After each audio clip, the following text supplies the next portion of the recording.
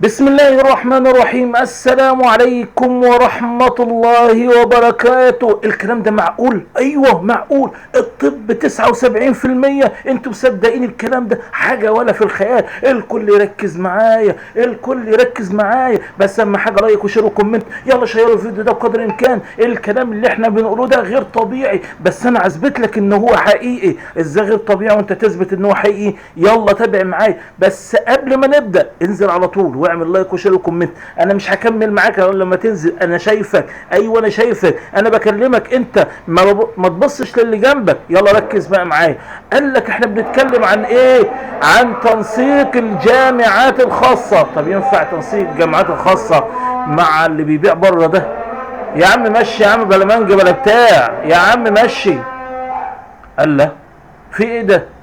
تنسيق الجامعات الخاصه برضه ده بيتكلم بقى، ده بيعاندنا بقى.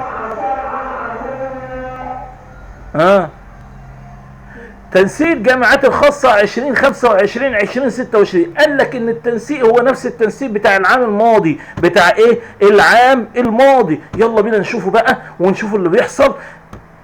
يلا. الطب البشري هياخد من كام؟ من 79. حط شعار اللي معاه فلوس يدوس، اللي معاه فلوس يدوس. طب يا جماعة، اللي كان بيقبل من 95 بقى بيقبل من 79. ايه ده؟ بس ده الجامعات الخاصة. طيب الطب الاسنان قال لك ايه؟ قال لك 77%. ده فيه كمان فرح. ده ايه الجمال والحلاوة دي؟ طيب الصيدلة قال لك ان الصيدلة 71%. الصيدلة كام؟ 71%. صيدلة ده كانت بتقبل من 90 بقت ب 71. ايوه، ما هو اللي معاه فلوس يدوس. العلاج الطبيعي قال لك 75%. مش معقول الكلام ده. طب الطب البيطري 67%. يلا بقى مهرجان بقى الاهداف زي ما بيقولوا. ماشي. الهندسة، ايوه، اللي حابب ان هو يخش هندسة 68%. يلا بقى العبوا، ما هو اللي معاه فلوس يدوس. علوم الحاسب الآلي 60%. كام؟ 60%. مش معقول.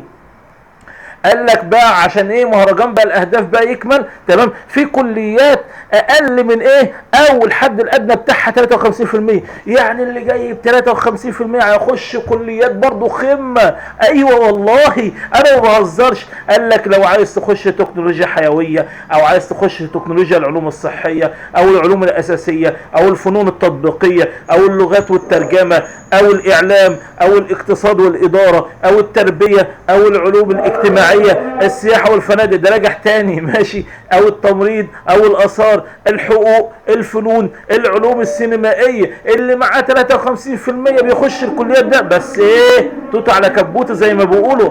ابجني تجدني. ايه الالفاظ البيئه دي؟ ما احنا هنعملهم ايه؟